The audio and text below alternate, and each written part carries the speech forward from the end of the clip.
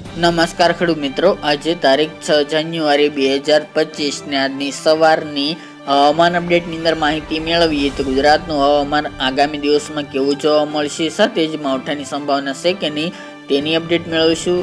તે ઉપરાંત આજથી ગુજરાતમાં ઠંડીનો રાઉન્ડ શરૂ થવા જઈ રહ્યો છે. મકર સંક્રાંતિ સુધી ગુજરાતમાં પડી શકે છે કાતિલ ઠંડી, તો તેની વિશે પણ માહિતી મેળવીશું.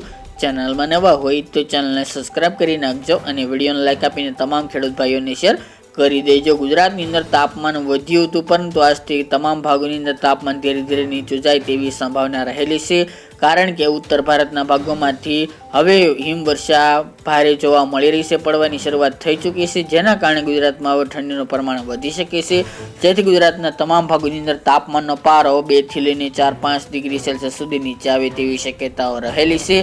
આ અરસા દરમિયાન ગુજરાતના હવામાનમાં હાલ તો કોઈ પલટાની સંભાવના જણાતી નથી મકર સંક્રાંતિ સુધી, પરંતુ ગુજરાતમાં તાપમાન ઘણું બધું નીચું આવી શકે છે.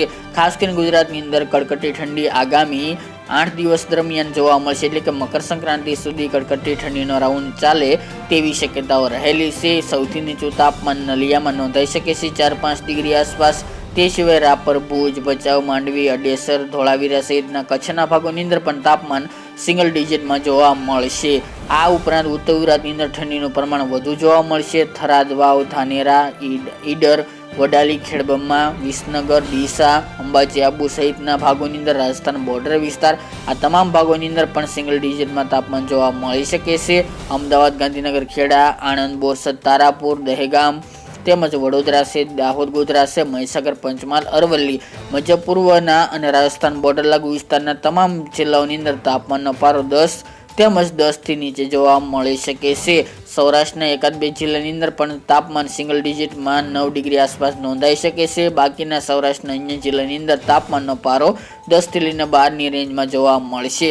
દક્ષિણ ગુજરાતના તમામ જિલ્લા જેમાં સુરત, વલસાડ, નવસારી, તાપી, ડાંગ, ભરૂચ, અંકલેશ્વર, નર્મદા સહિતના જિલ્લાઓની અંદર પણ તાપમાનનો પારો 10 થી લઈને 13ની રેન્જમાં જોવા મળે તેવું અનુમાન રહેલું છે. ગુજરાતની અંદર હવે ધીરે ધીરે ઠંડીનું પ્રમાણ વધી શકે છે, અને આ ખાસ કરીને સૌથી વધુ ઠંડી આ મકર સંક્રાંતિ સુધીના સમયગાળા દરમિયાન જોવા મળે તેવું અનુમાન દેખાઈ રહ્યું છે. બાકી ગુજરાતમાં હમણાં હવામાનમાં પલટો આવે તેવી સંભાવના નથી. હાલ તો ગુજરાતમાં ઉત્તર અને ઉત્તર પૂર્વના પવનો ફૂંકાઈ રહ્યા છે, તે મુજબના પવનો જોવા મળશે. હવે પવનની ઝડપમાં થોડો ધીરે ધીરે વધારો થાય આગામી દિવસોની અંદર મકર સંક્રાંતિ સુધી તેવી સંભાવના રહેલી છે. અત્યારે નોર્મલ સ્પીડ 10 થી 12ની જોવા મળી રહી છે. હવેથી 12 થી લઈને 20 કિલોમીટર પ્રતિ કલાકની ઝડપે પવન ફૂંકાય, અને કચ્છના ભાગોની અંદર અને દરિયાકાંઠાના ભાગોની અંદર પવનની ઝડપ થોડી વધુ જોવા મળે આગામી 5-7 દિવસની અંદર તેવી સંભાવના રહેલી છે. માવઠાની મિત્રો વાત કરવામાં આવે તો ગુજરાતમાં હમણાં શક્યતા નથી, પરંતુ બંગાળની ખાડીમાં એક સિસ્ટમ બનવા જઈ રહી છે, જેની હલચલ અરબી સમુદ્રમાં જોવા મળશે. આ સાથે ઉત્તર ભારતના ભાગોમાંથી એક વેસ્ટર્ન ડિસ્ટર્બન્સ આવશે, જેના કારણે ફરીવાર રાજસ્થાન ઉપર એક સાયક્લોનિક સર્ક્યુલેશન બને તેવી સંભાવના છે, જેના કારણે મકર સંક્રાંતિ બાદના દિવસોની અંદર ગુજરાતમાં હળવું માવઠું જોવા મળશે, તેમજ અમુક જગ્યાએ છાંટછૂટ તો અમુક જગ્યાએ ઝાપટા વરસાદી જોવા મળે તેવી સંભાવના રહેલી છે. હવે સિસ્ટમ ઉપર આધીન છે, એટલે વધુ અપડેટ આગામી દિવસમાં જણાવીશું. આજની સવારની અપડેટ માટે આટલું જ.